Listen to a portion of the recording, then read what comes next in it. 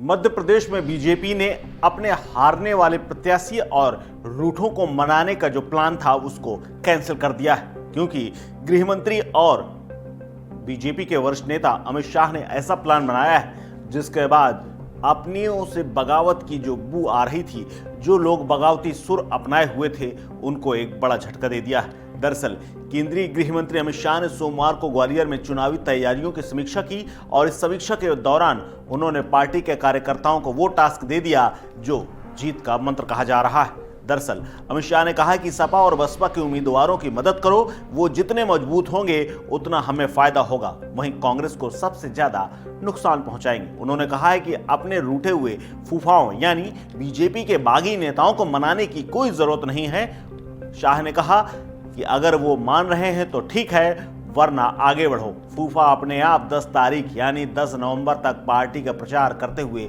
नजर आएंगे। अभी जो लोग पार्टी से बगावत कर रहे हैं, चुनाव लड़ रहे हैं, उनसे संपर्क जरूर करें, उनको मनाने की कोशिश करें जिससे वो अपना नाम वापस ले लें। अगर जरूरत हो तो मुझसे भी बात कराएं। शाह ने कहा कि जिन लाभार्थियों को डबल इंजन की सरकार का लाभ मिला उससे सीधे संपर्क करो, उनका वोट हर हाल में डले, इसके प्रयास करो। सूत्रों के मुताबिक अमित शाह ने यह भी कह दिया कि जब सपा और बसपा के उम्मीदवारों को दाना पानी देने की बात कर रहे थे, उसी समय अशोकनगर के जिलाध्यक्ष ने कहा कि उनके यहाँ इन पार्टियों से तो उम्मीदवार खड़े हैं, वो काफी पैसे वाले हैं, यानी साम दाम दंड वाले, भेद वाले हैं। इस पर शाह ने कहा कि राजनीति में जो लोग पैसा कमा लेते हैं वो खर्च नहीं करना चाहते, इसीलिए इस चक्कर में मत पड़ना कि वो पैसे वाले हैं तो उनकी मदद नहीं की जाए। अमित शाह ने बाकायदा जिला अध्यक्षों के साथ बैठक में 8 के 8 सभी के साथ कार्यक्रमों और कार्यों का फीडबैक लिया। उन्होंने बूथ स्तर पर मठ मंदिरों के प्रमुखों से मुलाकात करने वाले बाइक वाले कार्यकर्ताओं की सूची तैयार करना, बूथ कमेटियों का गठन करना, पन्ना प्रमुख बनाना और न जाने क्या क्या सभी जानकारियां ली। भिंड के जिला अध्यक्ष देवेंद्र नरवरिया ठीक से सवालों का जवाब नहीं दे पाए तो इस पर अमित शाह ने तपाक से पूछ लिया, आप बीजेपी में कब से आए हैं? अभी आपको अभ्यास वर्ग की जरूरत है। ग्वालियर पूर्व से दावेदार और अपने स्पेशल एरिया डेवलपमेंट अथॉरिटी के पूर्व अध्यक्ष और जयसिंह कुशवाहा को टिकट नहीं मिला तो उन्होंने अपने सभी पदों से इस्तीफा दे दिया था। उसके बाद सोमवार को उनका रुख बदला हुआ नजर आया। जिस पद से इस्तीफा दिया था उसी पद की हैसियत से मीटिंग में शामिल हुए। उन्होंने कहा कि हमने इस्तीफा दिया था लेकिन प्रदेश अध्यक्ष ने स्वीकार नहीं किया है।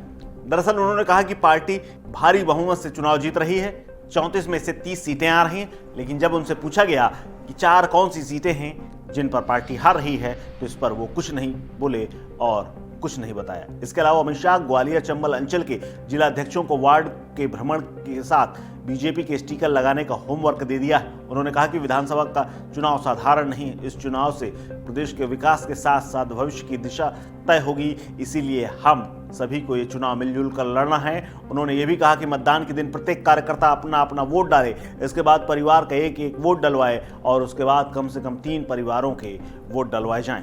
शाह ने यह भी कहा कि ग्वालियर चंबल संभाग की 34 सीटों में से बीजेपी पदाधिकारी, प्रवासी, जिला और विधानसभा प्रभारी सभी हैं, वे वहां 4.25 घंटे तक रुके, उसके बाद दिल्ली वापस रवाना हो गए। यानी ग्वालियर की 4 घंटे की मीटिंग के बाद अमित शाह ने जो फीडबैक लिया है और बसपा और सपा को मजबूत करने की जो बात कही है उससे रूठे हुए बीजेपी के पूर्व नेताओं को झटका लगा है। लेकिन अमित शाह इसके अलावा दाना पानी मजबूत रखने की तक बात कह चुके हैं। यानी मामला साफ है, कुछ भी हो किसी भी हाल में बीजेपी एक बार फिर से सरकार बनाना चाहती है। इस खबर में फिलहाल इतना ही। अपडेट्स के लिए बने रहिए वन इंडिया हिंदी के साथ। नमस्कार।